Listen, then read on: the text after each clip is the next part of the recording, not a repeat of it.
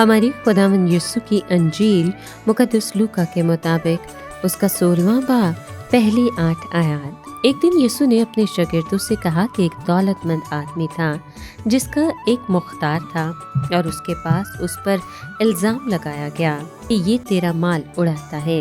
तब उसने उसको बुलाकर कहा कि ये क्या है जो मैं तेरे हक में सुनता हूँ, अपनी मुख्तारी का हिसाब दे, क्योंकि आइंदा तू मुख्तार नहीं रह सकता।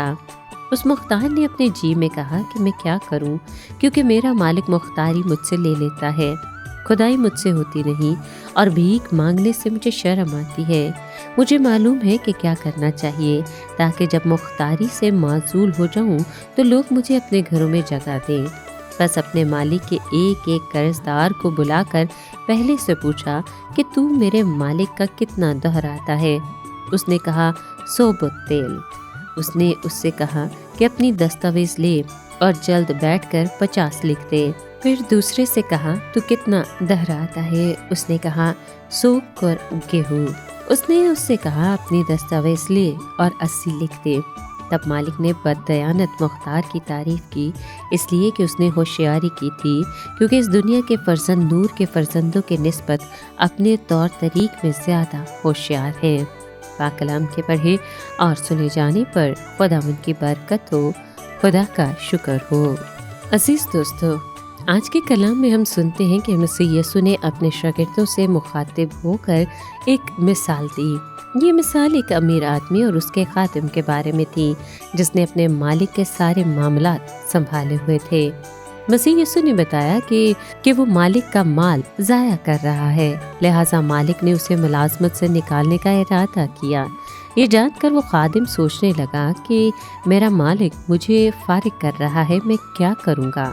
मुझ में इतनी ताकत नहीं कि मजदूरी करूँ या फिर भीख मांगूँ, क्योंकि भीख मांगते हुए मुझे शर्म आती है। अपने मुस्तकबिल का सोचकर खादिम ने खुद से कहा कि मैं क्या करूं ताकि जब मेरी मुलाजमत चली जाए तो लोग खुशी से मुझे अपने घर में ठहराएं। फिर उसने एक तरीका सोचा और उसने अपने मालिक के कर्जदारों को बुलाया और उनसे पूछा कि आपने मेरे मालिक का कितना कर्ज देना है।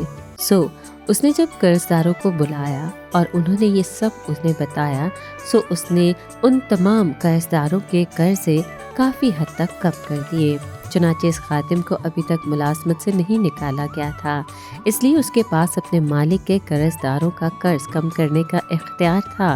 ऐसा करने से खादिम ने उन लोगों के साथ दोस्ती की जो उस वक्त उसके काम आ सकते थे जब उसे फारिग कर दिया जाता। बाद में मालिक को पता चला कि खादिम ने क्या किया है।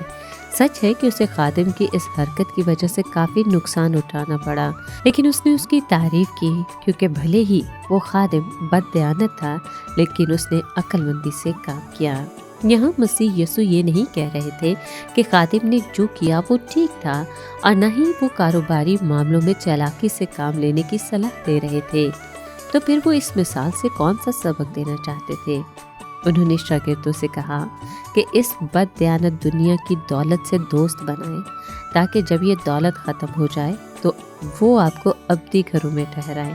लिहाजा वो शागिर्दों को अक्लमंदी और दूर अंदेशी से काम लेने का मशवरा दे रहे थे। सिर्फ खुदा बाप और उसका बेटा ही बादशाहत में किसी को या तो आसमान पर या फिर ज़मीन पर हमेशा की ज़िंदगी अता कर सकते हैं।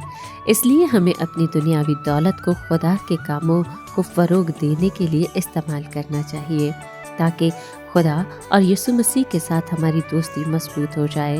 और फिर जब दुनियावी दौलत ख़त्म हो जाएगी तो हमारा अब्दी मुस्तकबिल महफूज होगा।